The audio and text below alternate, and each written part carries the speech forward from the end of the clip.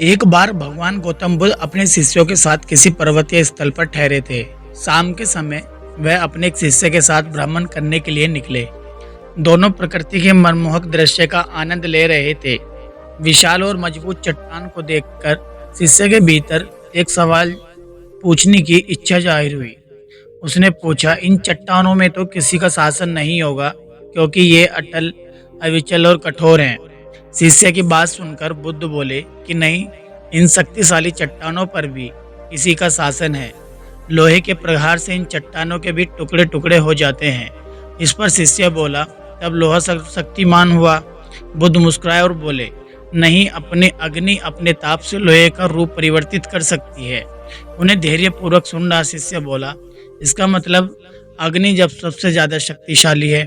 बुद्ध ने फिर उसी भाव से उत्तर दिया, नहीं, जल अग्नि की उष्णता को शीतलता में परिवर्तित कर देता है तथा अग्नि को शांत कर देता है। शिष्य कुछ सोचने लग गया। बुद्ध समझ गए थे कि उसकी जिज्ञासा भी पूरी शांत नहीं हुई है।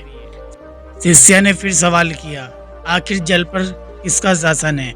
भगवान बुद्ध ने उत्तर दिया, वायु का। वायु का वेग जल की दिशा को बदल देता है। शिष्य कुछ कहता, इससे पहले ही बुद्ध ने कहा कि अब तुम कहोगे पवन सबसे शक्तिशाली हुआ। नहीं, पवन सबसे शक्तिशाली नहीं है।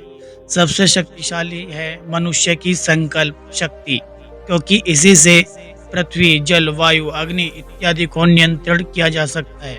जीवन में कोई भी महत्वपूर्ण कार्य बिना संकल्प शक्ति के बगैर असंभव है। इसलिए अपने भीतर संकल्प शक्ति का विकास करो। अगर कोई व्यक्ति अपने किसी भी कार्य को दृढ़ संकल्प के साथ करे तो वो एक दिन जरूर सफल हो जाता है। और यही गुण अगर किसी व्यक्ति के अंदर है तो उसके सामने सभी शक्तियाँ झुक जाती हैं।